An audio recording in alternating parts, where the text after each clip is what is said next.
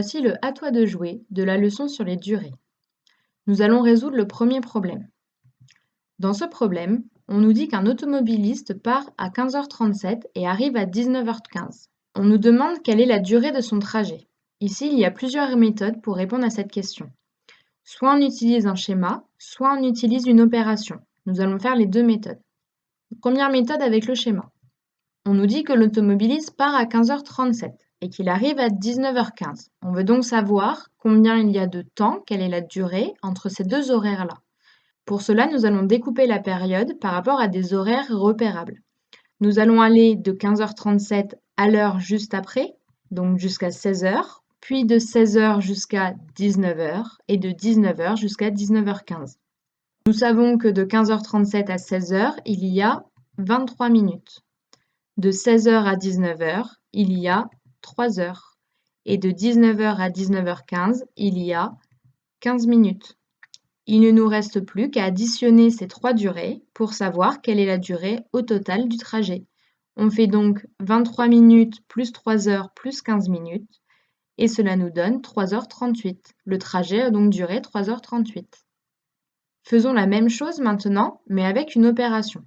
Ici, pour savoir la durée qu'il y a entre 15h37 et 19h15, nous devons faire une soustraction.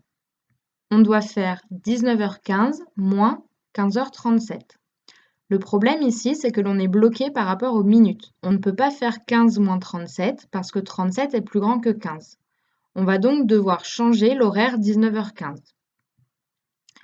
Pour cela, on va prendre une heure des 19h et la mettre dans les minutes. Donc, enlever une heure et rajouter 60 minutes.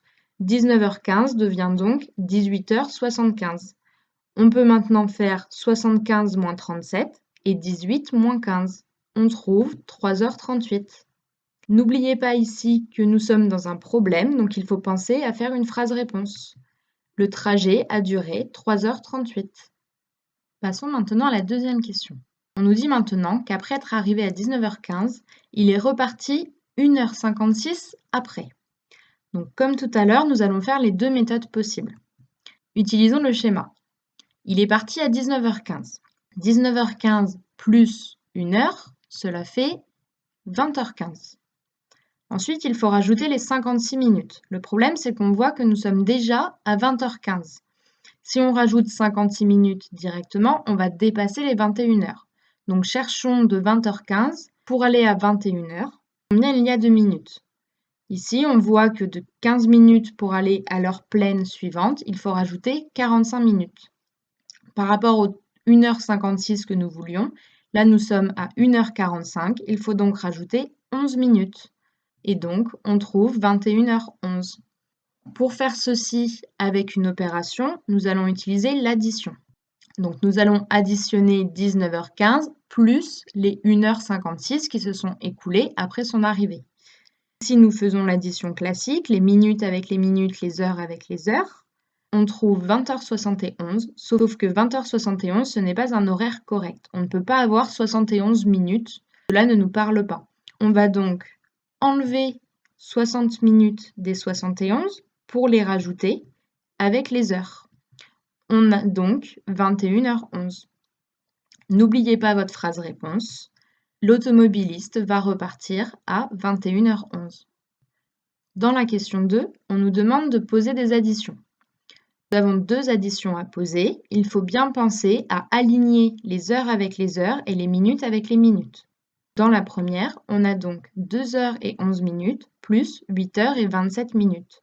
Si on additionne les minutes, on trouve 38 minutes. Et si on additionne les heures, on trouve 10 heures. 10h38, c'est un horaire correct. Donc on n'a pas besoin de changer ici. Dans le deuxième, même chose, on aligne bien les heures avec les heures, les minutes avec les minutes. On additionne les minutes ensemble, les heures ensemble. On trouve 18h et 79 minutes. Cela n'est pas un horaire correct, donc on doit enlever 60 minutes des 79, puisque ce n'est pas possible d'avoir 79 minutes, pour le rajouter avec les heures. On a donc 19h19. Posons maintenant des soustractions.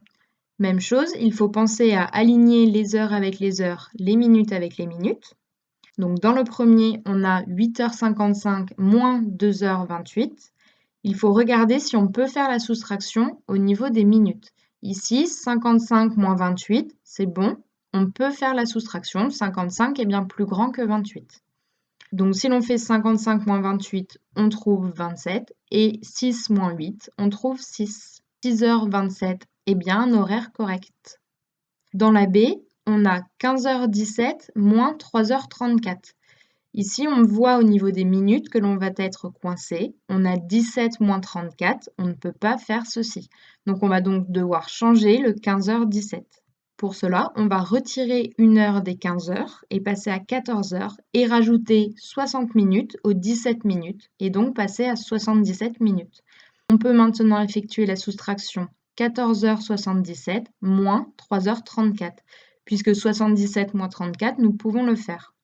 77 moins 34, cela fait 43, et 14 moins 3, cela fait 11.